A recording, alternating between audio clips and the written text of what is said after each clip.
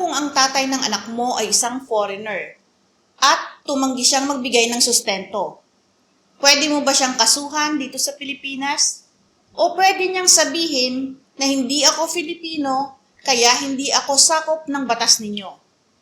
Ito ang mahalagang tanong na sinagot ng Korte Suprema sa kasong Del Socorro versus Van Wilson na may GR number 193707 na dinesisyonan ng Korte Suprema noong December 10, 2014.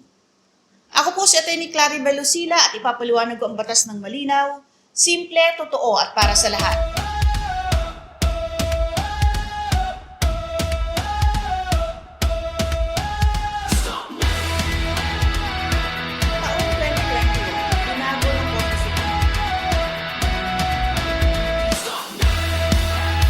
Sa kasong ito, isang Filipina ang nagpakasal sa isang Dutch national. Nagkaroon sila ng anak, ngunit kalaunan ay naghiwalay sila sa pamamagitan ng divorce decree sa Holland. Pagkatapos nito, umuwi sa Pilipinas ang ina at ang anak niya. Ayon sa ina, nangako ang ama na magbibigay ng buwanang suporta para sa kanilang anak. Ngunit, mula nang umuwi ang mag-ina sa Pilipinas, hindi raw nagbigay ng sustento ang foreigner na ama. Kalaunan, ang ama ay pumunta rin sa Pilipinas, nag-asawang muli, nagtayo ng negosyo at nanirahan sa Cebu. Dahil sa patuloy na hindi pagbibigay ng suporta, nagsampa ng reklamo ang ina laban sa ama sa ilalim ng Republic Act No. 9262 o ang tinatawag nating Anti-Violence Against Women and Their Children Act. Bakit Republic Act No. 9262 ang isinampa ng ina? Dahil sa ilalim ng batas na ito, ang pag-deprive o hindi pagbibigay ng financial support na legally due sa babae o sa kanyang anak ay maaaring ituring na economic abuse. Pero ang depensa ng ama, siya raw ay foreigner. Dahil Dutch national siya, hindi raw Philippine law ang dapat gamitin pagdating sa obligasyon niyang magsustento sa anak. At dito mahalaga ang naging paliwanag ng Korte Suprema. Ayon sa Korte, sa usapin ng family rights and duties, kabilang ang obligasyon na magsustento sa anak, ang foreigner ay karaniwang sakop ng kanyang national law. Ibig sabihin, dahil Dutch national ang ama, ang batas ng Netherlands ang dapat tingnan kung may obligasyon ba siyang magbigay ng suporta. Pero hindi sapat na sabihin lang niya na foreign law ang dapat gamitin. Dito sa atin sa Pilipinas, ang foreign law ay hindi otomatikong kinikilala ng korte. Kailangan na itong i-plead at patunayan bilang ebidensya. Sa kasong ito, nabigo ang ama na patunayan kung ano ang batas ng Netherlands tungkol sa child support. Dahil dito, ginamit ng Korte Suprema ang tinatawag na Doctrine of Processual Presumption. Ano ang ibig sabihin nito? Ang ibig sabihin nito, kapag hindi napatunayan ang foreign law, ipagpapalagay ng korte na ang foreign law ay kapareho ng batas ng Pilipinas. At sa ilalim ng batas ng Pilipinas, malinaw na may obligasyon ang magulang na suportahan ng kanyang anak.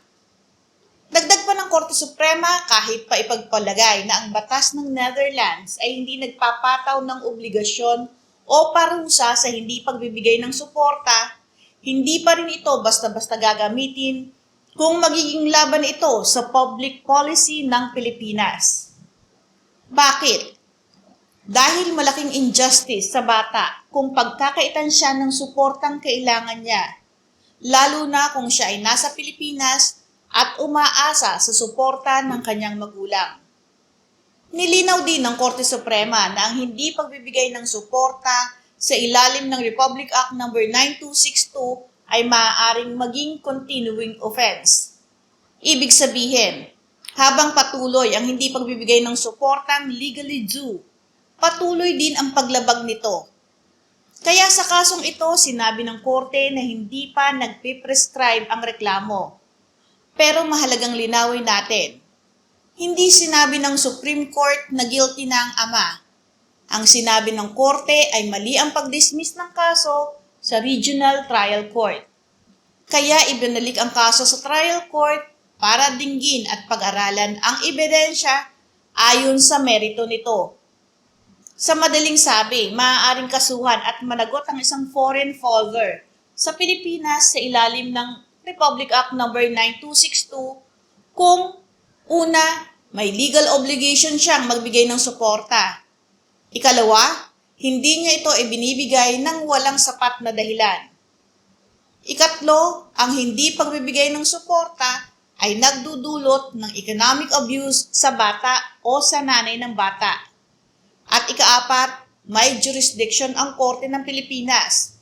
Gaya ng sitwasyon kung ang foreigner ay nasa Pilipinas at ang acts o effects ng hindi pagbibigay ng suporta ay nangyayari dito sa atin sa Pilipinas.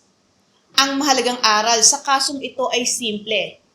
Ang pagiging foreigner ay hindi otomatikong depensa para takasan ang obligasyon sa sariling anak. Kung gagamitin ang foreign law bilang depensa, kailangan itong patunayan sa korte. At kung ang paggamit ng foreign law ay magdudulot ng matinding injustice sa bata, maaaring hindi ito payagan kung salungat ito sa public policy ng Pilipinas. Kaya para sa mga magulang na may anak sa isang foreign national, tandaan po natin, hindi automatic ang liability, pero hindi rin automatic na lusot ang isang tao dahil foreigner siya. Ang bawat kaso ay kailangang tingnan batay sa facts, evidence, applicable law at jurisdiction ng korte. Kung gusto nyo ng malinaw, praktikal at tamang paliwanag ng batas, like, share, at subscribe sa ating channel, Attorney Bel Lucila. Dito, ang batas ay hindi komplikado. Ginagawa natin itong naiintindihan ng lahat. Patuloy po kayong manood, magtanong at matuto ng tungkol sa batas. Magandang araw po, ako si Attorney Claribel Lucila.